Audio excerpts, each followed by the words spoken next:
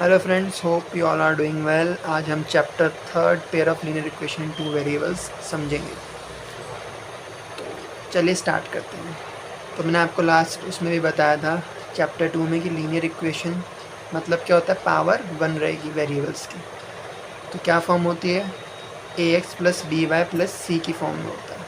Okay, यहाँ पे सी क्या होता है, कॉन्स्टेंट होता है, कोई भी कॉन्स्टेंट नंबर। फॉर एग्ज़ाम्पल हम ले सकते हैं 5x plus 4y plus 3 is equal to 0। तो ये क्या हो गई, लीनियर इक्वेशन। अगर मैं पावर यहाँ पे 2 लिख दूंगा तो ये कौन सी इक्वेशन है, क्वाड्रेटिक। समझ में आ गया। नेक्स्ट, हम दो तरीके से कोई भी दो इक्वेशन होती है लीनियर इक्वेशन की, उन्हें हमें सॉल्व करना होता है। तो दो तरीके होते हैं सॉल्व करने के, एक होता है ग्राफिकल मेथड और एक होता है अलजेब्रिक मेथड। तो ग्राफिकल मेथड में आपने पहले कर रखा होगा कि कोई भी तीन वैल्यू डाल देते हैं, एक्स की वैल्यू 0 1 2 डाल देते हैं, वाई की वैल्यूज़ निकलती, फिर से ग्राफ पे प्लॉट करते हैं। तो दो लाइन की दो इक्वेशन बनेंगी, फिर जहाँ पे वो इंटरसेक्ट करेंगे वो हमारा कॉमन पॉइंट होगा, वो हमारा आंसर होगा। तो ये आप पहले कर चुके हैं क्लास 9th में। अभी हम अलजेब्रिक मेथड देखेंगे। तीन तरीके से सॉल्व कर सकते हैं, सब्स्टिट्यूशन मेथड, एलिमिनेशन मेथड और क्रॉस मल्टीप्लिकेशन मेथड। तो ये हम बाद में डिटेल में पढ़ेंगे। उससे पहले एक कॉन्सेप्ट मैं आपको और बता देता हूँ। तो रिलेशनशिप बिटवीन कोफिशिएंट और पेयर ऑफ इक्वेशन।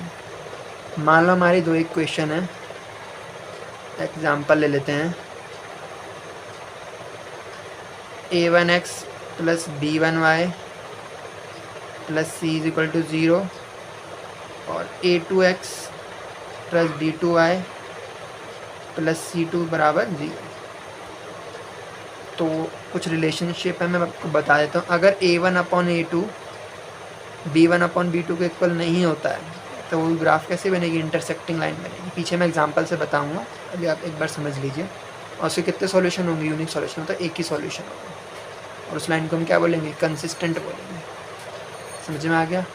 और अगर a1 अपॉन a2 हम यहाँ से लेंगे, कंपैरिजन करके निकालेंगे, a1 a2 b2 सब निकाल लेंगे दो इक्वेशन को, फिर हम इसमें डाल के चेक करेंगे। अगर a1 upon a2 is equal to b1 upon b2 not equal to c1 upon c2 तो क्या हो जाएगी, पैरेलल लाइन। उस केस में नो सॉल्यूशन। और कंसिस्टेंसी क्या हो जाएगी, इनकंसिस्टेंट। सिमिलरली अगर तीनों इक्वल है तो कोइंसिडेंट लाइन बनेगी और बहुत सारे सॉल्यूशन, और लाइन क्या होगी, कंसिस्टेंट। चलिए एग्जांपल के थ्रू बताता हूँ आपको। तो देखिए फ्रेंड्स, मेरे पास दो इक्वेशन है ये। तो कंपेयर करेंगे हम a1x plus b1 plus c से, तो हमें क्या मिल जाएगा, a की वैल्यू क्या आ गई 3, b1 क्या आ गया 2, c1 कितना आ गया -5। सिमिलरली दूसरी इक्वेशन से हमें a2 b2 और c2 मिल जाएंगे कंपेयर करके। तब हमें a1 b1 c1 a2 b2 c2 सब मिल गया। हमने क्या किया, दो इक्वेशन को कंपेयर कर दिया जनरल फॉर्म से। तो हमें a1 b1 c1 और a2 b2 c2 मिल गया। अब हम कंडीशन में पुट कर देंगे, हमें चेक करना है कंसिस्टेंट है इनकंसिस्टेंट है, तो हमें चेक करना पड़ेगा। तो हमने जब चेक किया a1 अपॉन a2 कितना आया 3/2 आया, b1 अपॉन b2 कितना आया 2/-3। तो मैंने आपको बताया था अगर a1 upon a2 not equals to b1 upon b2 हुआ पीछे चार्ट में तो क्या होगा, यूनिक सॉल्यूशन। और लाइन कैसी होगी, इंटरसेक्टिंग। तो क्या है, कंसिस्टेंट होगा नहीं होगा। तो देखिए चार्ट में इंटरसेक्टिंग लाइन है, यूनिक सॉल्यूशन, और लाइन क्या होगी, कंसिस्टेंट। तो हम यहाँ पे क्या लिख देंगे, हमसे पूछा था कंसिस्टेंट है ये नहीं, तो लाइन्स आर कंसिस्टेंट। तो इन टाइप के क्वेश्चन को ऐसे ही करते हैं, दो इक्वेशन होंगे, उन्हें हम कंपैरिजन करके वैल्यू निकाल देंगे और फिर चेक करेंगे। तीनों कंडीशन वो आप याद कर लीजिएगा पीछे जो मैंने बताई थी। ओके, तो नेक्स्ट आगे बढ़ते हैं। अब दो मेथड मैंने आपको बताए थे, सब्स्टिट्यूशन और elimination method. Cross multiplication syllabus से डिलीट हो गया है, तो हम सब्स्टिट्यूशन मेथड देखते हैं पहले सॉल्व करने के। उसमें हम क्या करते हैं, कोई भी एक इक्वेशन से हम एक वेरिएबल की वैल्यू निकाल देंगे और दूसरी इक्वेशन में डाल देंगे। देखो कैसे करते हैं। मैंने पहले इक्वेशन पिक करी, आप कोई सी भी इक्वेशन पिक कर सकते हो। तो क्या थी पहले equation, x plus Y is equal to 14। तो यहाँ से मैं x की वैल्यू निकाल दूँगा। x की क्या वैल्यू आएगी, y को मैं उस साइड ले गया, साइन चेंज हो जाएगा 14 माइनस वाई। अब इसको मैं दूसरी इक्वेशन में डाल दूँगा, तो मैं यहाँ पे x की वैल्यू डाल दूँगा। तो मैंने दूसरी इक्वेशन क्या थी, ये थी x minus y is equal to 4। तो मैंने यहाँ पे x की वैल्यू डाल दी 14 माइनस वाई, बाकी सेम रहेंगे। तो 14 हो जाएगा, minus Y minus Y -2y बन जाएगा इज इक्वल टू 4। अब हमें y निकालने 4 को नंबर्स को एक साइड और वेरिएबल को एक साइड ले जाएंगे। 4 इधर चला गया, -4 वो उधर चला गया, तो y की वैल्यू क्या आई 5। अब यहाँ पे हम y की वैल्यू डाल देंगे जो हमने निकाला था x की वैल्यू। तो x की वैल्यू क्या आएगी 14 - 5 = 9। तो x की वैल्यू क्या आ गई 9। सब्स्टिट्यूशन मेथड में क्या होता है, हम किसी भी इक्वेशन को पिक करके एक वेरिएबल को दूसरे के टर्म्स में एक्सप्रेस करते हैं और फिर सेकंड इक्वेशन में डाल देते हैं, तो हमें एक वेरिएबल मिल जाता है। फिर पुट कर देंगे यहाँ पे तो सेकंड वेरिएबल मिल जाएगा। सिंपल है, आप इसे प्रैक्टिस कर लेंगे, एक बार स्क्रीनशॉट ले लीजिए और बाकी क्वेश्चन ट्राई कीजिए अपनी बुक के, तो आपको और डिटेल में अच्छे से समझ में आ जाएगा। तो अब दूसरा मेथड भी बताता हूँ। उसके लिए मैंने दूसरी इक्वेशन पिक करी है, एलिमिनेशन मेथड। तो देखिए 9x - 10y = -12 और ये दूसरी इक्वेशन है। तो हम इसे एलिमिनेशन मेथड के थ्रू सॉल्व करेंगे। एलिमिनेशन मेथड से क्या करेंगे, इसे एलिमिनेशन मेथड से। इसमें हम क्या करते हैं, कोई भी दो वेरिएबल को सेम करता, जैसे y है तो हम y को सेम कर लेंगे। जैसे यहाँ पे 10 है तो यहाँ भी मतलब सेम कर लेंगे, या तो यहाँ पे 10 कर देंगे या तो इन दोनों का एलसीएम लेके सेम कर देंगे। इनके कोफिशिएंट हम सेम कर देंगे, या तो हम y का कोफिशिएंट सेम करेंगे या तो हम x का कोफिशिएंट सेम करेंगे, ताकि सिंपल हो जाए। तो देखिए आप ट्राई करते हैं। तो मैं y के कोफिशिएंट को सेम करता हूँ क्योंकि इनके साइन अपोजिट है, तो बाद में हम ऐड कर देंगे और हमारा आंसर आ जाएगा। देखिए अभी करके दिखाते ताकि आपको और क्लैरिटी मिल जाए। तो इन दोनों को हम सेम कैसे करेंगे, इनका एलसीएम ले लेते हैं, 10 और 3 का एलसीएम, या मल्टीप्लाई भी कर सकते हो। 10 3 जा 30, एलसीएम भी 30 निकलेगा। तो इसे 30 बनाने के लिए हमें कौन सी किससे मल्टीप्लाई करना पड़ेगा, इस इक्वेशन को 3 से करना पड़ेगा। 3 से करते सेकंड इक्वेशन को 10 से। तो क्या आ गई फर्स्ट इक्वेशन, 9 3 = 27, 10 3 = 30, 12 3 = 36। इसको 10 से कर देंगे, 2 10 = 20, 3 10 = 30, 13 10 = 130। अब मैंने दोनों को सेम कर लिया। मैंने क्या बताया, x या y किसी भी कोफिशिएंट को सेम कर लेंगे दोनों, या तो x के दोनों को सेम कर लेंगे तो y के इसलिए क्योंकि y के अपोजिट साइन, अब हम सिंपली ऐड करेंगे तो कैंसिल आउट हो जाएंगे। तो कोशिश करना जिनके अलग अलग साइन हो उनको हम सेम करें। जैसे x के सेम साइन इसलिए मैंने नहीं किया, फिर हमें सब्ट्रैक्ट करना पड़ता है, आंसर तब भी आ जाता लेकिन एक्स्ट्रा हो जाता है। तो ऐड करेंगे तो ये तो कैंसिल हो गया अपोजिट साइन, तो 27 + 20x 47x, करेंगे 94 आ जाएगा। तो x की क्या वैल्यू आ गई 2। अब हम इसे क्वेश्चन नंबर 1 में डाल देंगे इसकी वैल्यू। तो 9 × 2 - 10y = -12, तो यहाँ से y की वैल्यू हो गई 3। तो होप्स आपका एलिमिनेशन मेथड भी क्लियर हुआ होगा। आप इसे अपनी बुक के और भी क्वेश्चंस प्रैक्टिस कर सकते हैं। जो भी अपोजिट साइंस के वेरिएबल होंगे तो उन्हें सेम करने की कोशिश कीजिए, नहीं है तो कोई बात नहीं, फिर आप सब्ट्रैक्ट कर देंगे ऐड की जगह। जैसे देखिए अगर मान लो ये भी प्लस होता तो मैं सब्ट्रैक्ट कर देता, तो 30 - 30 हो जाता। ठीक है, सब्ट्रैक्ट कर देंगे अगर नहीं मिल रहा, अगर दोनों सेम है तो वेरिएबल के साइन। तो होप्स आपको दोनों मेथड समझ में आ गए होंगे। तो अब हमारे सारे कॉन्सेप्ट क्लियर हो चुके। क्रॉस मल्टीप्लिकेशन आपके सिलेबस में नहीं है, तो अब हम चलते हैं MCQs पे। ठीक है, तो होप्स आपको सारे कॉन्सेप्ट समझ में आ गए होंगे इस चैप्टर के। चलिए अब हम और प्रैक्टिस करते हैं। सो हेलो फ्रेंड्स, सो अब हम स्टार्ट करते हैं MCQ चैप्टर 3 के। हमने सारे कॉन्सेप्ट डिस्कस कर लिए हैं, तो अब हम MCQ स्टार्ट करेंगे। देखिए फर्स्ट क्वेश्चन क्या है, the pair of equation x = a and y = b graphically represents line which are parallel intersecting at b, a coincident intersecting at a, b।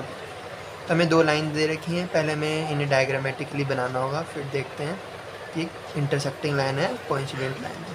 तो देखिए हम ड्रॉ करते हैं।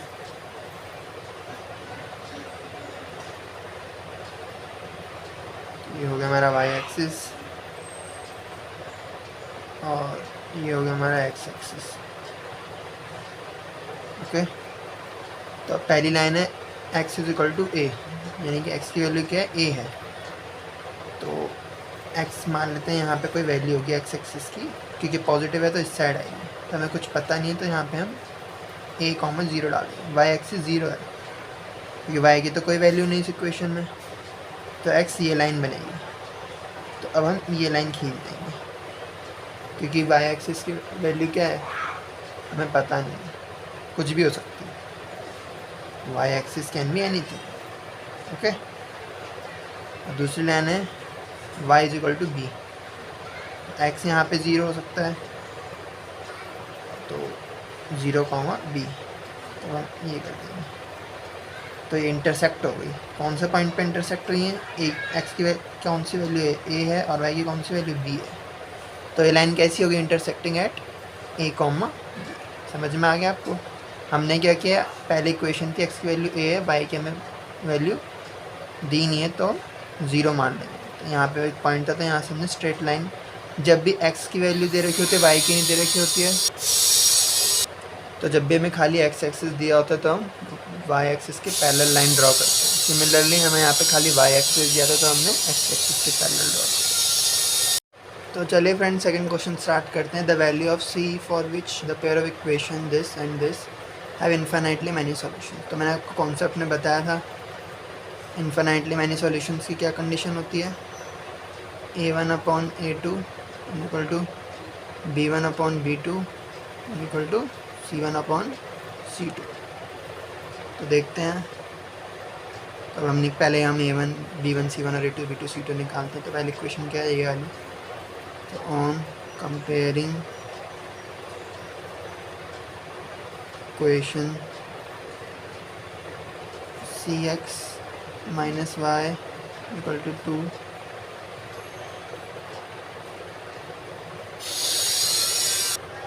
तो देखिए, अब हम ये इक्वेशन थी, 2 को हम इजिकल टू के इस साइड ले जाते हैं तो साइन क्या हो जाएगा, नेगेटिव हो जाएगा। तो क्या हो जाएगा, -2 इजिकल टू 0। इसको on comparing equation this with, किससे करते हैं इक्वेशन को कंपेयर, स्टैंडर्ड फॉर्म क्या होती है, b1x b1y plus c1 equal to 0। c equal to के इस साइड, तो इसलिए हम कांस्टेंट को इस साइड लेके आते हैं। समझ में आया रीज़न क्या आता है। अब कंपेयर करेंगे इसको, इससे कंपेयर करेंगे तो a1 कितना आ जाएगा, मैंने डिटेल में कॉन्सेप्ट में बता रखा, प्लीज़ उससे देखिए अगर आपको समझ नहीं आ रहा है। a1 क्या हो गया, c, तो a1 कितना आ गया, c आ गया।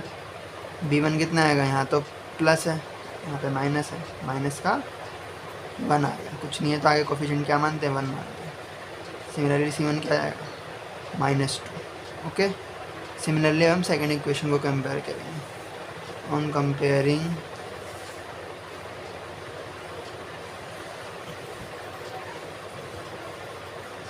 इक्वेशन 6x माइनस 2y, इसमें भी हम कांस्टेंट को चले जाएंगे, with a2x plus b2y plus c2 equal to 0। तो a2 क्या हो जाएगा, 6 हो जाएगा, b2 कितना हो जाएगा, -2 हो जाएगा, c2 क्या हो जाएगा, -3 हो जाएगा। तो हम कंडीशन में डालते हैं a1/a2, a1/a2 कितना हो जाएगा, c/6, b1/b2 -1/2, माइनस माइनस कर जाएगा, ना आएगा 1/2। c1/c2 कितना है, -2/-3 यानी कि 2/3, हमें माइनस माइनस कर। तो अब हम इसे इक्वेशन में डाल देंगे। इन्फिनाइटली मैंने सॉल्यूशन की कंडीशन कहते हैं a1/a2 इक्वल टू b1/b2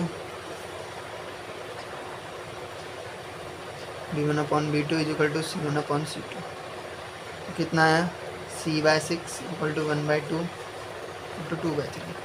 लेकिन चलो ये इसके इक्वल हो सकता है। तो देखिए क्या ये 1/2 2/3 के इक्वल है, नहीं है, तो यानी कि ये कंडीशन फॉल्स हो गई। तो a1/a2 मान लेते हैं इक्वल हो सकता है, अगर c की वैल्यू 12 हो और c की वैल्यू 3 हो तो 3/6 1/2 हो सकता है, लेकिन ये दोनों नंबर आपस में इक्वल नहीं है। a1/a2 इक्वल टू b1/b2 हो सकता है, लेकिन c1/c2 के इक्वल नहीं है। इसका मतलब c की नो वैल्यू पॉसिबल है। So hence there is no possible value of c, there is no possible value of c because a1/a2 equal to b1/b2 हो सकता है, लेकिन c1/c2 के इक्वल नहीं है ना, 1/2 2/3 के इक्वल नहीं है, इसलिए c की कोई भी वैल्यू पॉसिबल नहीं है। तो चलिए फ्रेंड्स, थर्ड क्वेश्चन पे चलते हैं। तो अब देखते हैं question third, one equation of a pair of dependent linear equation है जितना सेकंड इक्वेशन। डिपेंडेंट क्या होता है, डिपेंडेंट इक्वेशन को हम क्या बोलते हैं, अगर कोई लाइन डिपेंडेंट है तो वो क्या है, कोइंसिडेंट है, लिख लो। Since answer, since we want a dependent line, तो लिख लेंगे since we want a dependent line it means line are coincident. Coincident की कंडीशन फिर से अभी हमने लास्ट क्वेश्चन में किया था, उस पर जैसा ही क्वेश्चन है। क्या होती है condition? A1/A2 is equal to B1/B2 is equal to C1/C2। पहले तो इक्वेशन से हम निकालेंगे पहले A1 B1 C1। इक्वेशन क्या दे रखी है? -7x 5x + 7y। Constant part को धुल ले जाएंगे। फिर से हम करेंगे ऑन कंपेयरिंग विद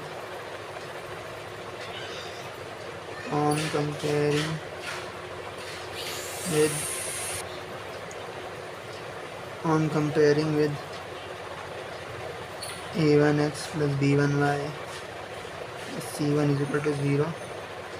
A1 कितना हो जाएगा? -5, यहाँ तो सब प्लस के हैं। B1 हो जाएगा 7 और C1 हो जाएगा -2। ओके, अब हमें A2 B2 C2 ऑप्शंस के थ्रू ऐसे सेलेक्ट करने की सबका रेशियो सेम आ जाए। तो देखते हैं, पहले हम ऑप्शन 1 को चेक करेंगे। तो ऑप्शन वन क्या है? 10x + 14y + 4 is equal to 0। A2 आ जाएगा 10, B2 आ जाएगा 14, C2 आ जाएगा 4। तो चलिए अब हम चेक करते रेशियो क्या आ रहा है। तो A1/A2 आ गया -5/10, यानी कि 5 की टेबल से कट जाएंगे, -1/2। B1/B2 कितना आ जाएगा? 7/14, सेम 1/2। लेकिन ये तो माइनस का ही नहीं है, तो प्लस का आ गया। ये तो प्लस का आ गया, तो पहला ऑप्शन क्या हो गया? गलत हो गया। सिंस ये मैं आपको बता रहा हूँ कैसे करना है, इतना लिखने की ज़रूरत नहीं है। अगर आप फटाफट कर पा रहे तो अच्छी बात है। तो this option is not coincident. ठीक है, अब हम ऑप्शन सेकंड चेक करते हैं। ऑप्शन सेकंड में कौन सी इक्वेशन है? ये वाली। तो ऑप्शन सेकंड की हम इक्वेशन लिख देते हैं, -10x - 14y + 4 = 0। तो A2 हो गया -10, B2 हो गया -14, C2 हो गया 4। तो A1/A2 क्या आ गया? A1 कितना था हमारा? -5। ये कितना आ गया? -10। तो कितना हो गया? 1/2। सिमिलरली B1/B2 कितना आ गया? B1 था हमारा 7 और ये है -1। सेम इधर भी किस्सा। तो यहाँ भी ये ऑप्शन में गलत हो गया।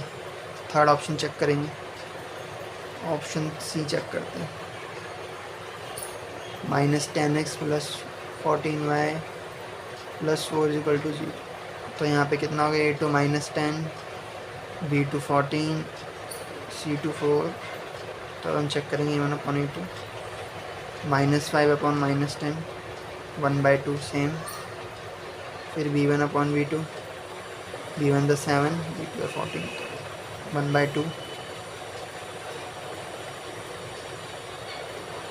C1/C2 कितना आ जाएगा? C1 था हमारा -2 और C2 है हमारा 4। फिर यहाँ गलत हो गया, ये भी गलत है। तीनों बराबर आने चाहिए, 1/2 नहीं आ रहा। Option D.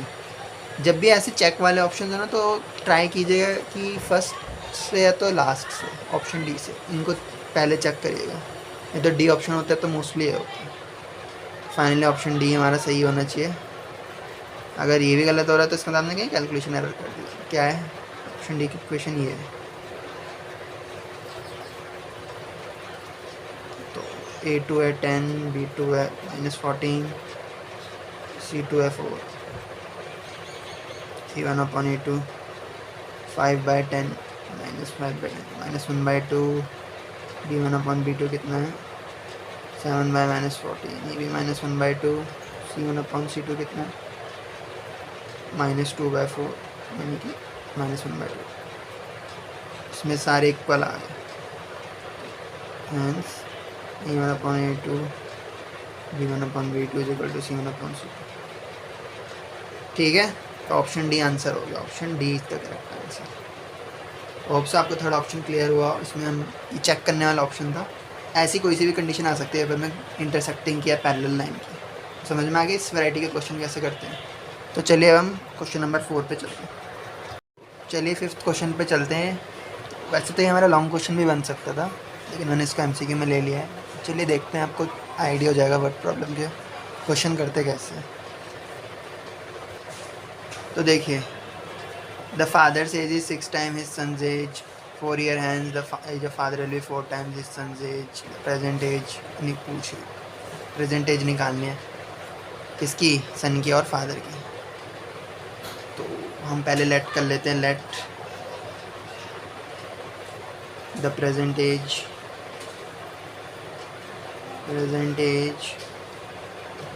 of son is x years, or let the present age of fathers is y years। ठीक है, x की मैंने, सन की मैंने क्या मान ली present age x years, y की फादर की क्या मान ली y years। तो मैंने सन की प्रेजेंट एज क्या मान ली, x मान ली, और फादर की क्या मान ली, y मान ली। नाउ अकॉर्डिंग टू क्वेश्चन चलेंगे। तो हमें क्या बोल रखा है, तो जो फादर की एज है वो कितनी है, 6 टाइम्स है सन की एज की। तो ऐसे वर्ड प्रॉब्लम के केस में आप पूरा क्वेश्चन एक साथ मत पढ़िएगा, एक एक लाइन करके पढ़ेंगे ताकि अच्छे से क्लियर हो जाए। तो फादर की जो एज है, यानी कि क्या है फादर की एज, वाई, वो कितनी है, 6 टाइम्स है, यानी कि 6 गुना है इसकी एज की, सन की एज की। फादर की एज है और सन की एज क्या है, एक्स है, उससे क्या 6 टाइम्स है। तो पहले इक्वेशन ये बन गई। ठीक है, अब आगे देखते हैं। 4 ईयर हैंस, इनकी the age of father will, इनकी फ्यूचर टेंस की बात हो रही है, इनकी 4 साल बाद। तो करेंगे अब 4 ईयर्स लेटर क्या हुआ है, 4 ईयर्स लेटर तो क्या हुआ है, age of father will be 4 times his son age. तो फादर की एज कितनी हो गई, 4 साल बाद कितनी हो जाएगी, y+4 हो जाएगी। तो सन की भी हो जाएगी, कितनी हो जाएगी सन की, x+4 हो जाएगी। दोनों की सन, दोनों की एज में 4 ईयर जुड़ जाएंगे। अब क्या बोल रहे हैं, जो फादर की एज है वो कितना है, 4 टाइम्स है, यानी कि 4 गुना है सन की एज की। तो सन की जो एज है उसके 4 टाइम्स है, इंटू 4 कर दूँगा। ओके, समझ में आ गया सेकेंड इक्वेशन। अब इसे सॉल्व कर देंगे, कितना आएगा, y+4 इक्वल टू, इसको इससे मल्टीप्लाई करेंगे 4x + 4 × 4 16। सेकेंड इक्वेशन क्या, 4x, y को इधर ले जाएंगे -y, और 4 को भी इधर ले गए +12 इक्वल टू क्या बचा 0। तो 2 इक्वेशन मिल गई। ठीक है, एक ये मिल गई, दूसरी क्या मिल गई, ये मिल गई। तो हम क्या कर सकते हैं, y की वैल्यू इस इक्वेशन में डाल देते हैं, तो हम x की वैल्यू पता चल जाएगी, है ना। Putting the value of y = 6x in equation second. Substitution के थ्रू कर रहे हैं बेसिकली हमें क्वेश्चन, क्योंकि हम पहली इक्वेशन से दूसरी इक्वेशन में डाल रहे हैं। 4x आ जाएगा, अब y की जगह क्या डाल दूँगा, -6x + 12 = 0। 4x - 6x - 2x, 12 उधर जाएगा, क्या हो जाएगा, -12, माइनस से माइनस साइन कट गया। तो x की कौन सी वैल्यू आई, 6। अब सीधा क्या करेंगे, वैसे तो फादर की निकालनी ईजी, लेकिन हम सीधा देखेंगे 6 ऑप्शन में, तो बढ़ जाएंगे आगे। फादर की निकालने की नीड नहीं है, क्योंकि 6 और किसी ऑप्शन में नहीं है सन की, तो इसको करके बढ़ जाएंगे आगे, टाइम बचाने के लिए बेहतर है। लेकिन अगर आप पे टाइम है तो फादर की भी निकाल लेंगे। फादर कितना आएगा, 6 टाइम्स थी, पहले इक्वेशन में डाल देंगे x को, 6 × 6 36 आ गया। ओके, ऑप्शन नंबर हो गया सी आंसर। होप से आपको क्लियर होगा वर्ड प्रॉब्लम अप्रोच कैसे करेंगे, मैंने जान के इस MCQ वाली वीडियो में लिए, ताकि आपको एक आइडिया लग जाए कैसे सॉल्व करेंगे। तो देखिए, आपने देखा होगा कि जो भी मैंने क्वेश्चन करा, जो मैंने कॉन्सेप्ट में पढ़ा उसी से रिलेटेड हैं सारे क्वेश्चंस, कोई कुछ खास नया नहीं आया है, बस पूछने का वे अलग हुआ है जो मैंने आपको करा दिए हैं। तो अगर आप इतना कर लो तो आपके कॉन्सेप्ट क्लैरिटी अच्छे से हो जाएगी। बाकी के क्वेश्चन हम लॉन्ग वीडियो में करेंगे। ओके, तो होप सो आपको एक रफ़ आइडिया लग गया होगा इस चैप्टर में क्या है। मिलते हैं लॉन्ग क्वेश्चंस की वीडियो में, तब तक के लिए like share and subscribe the channel.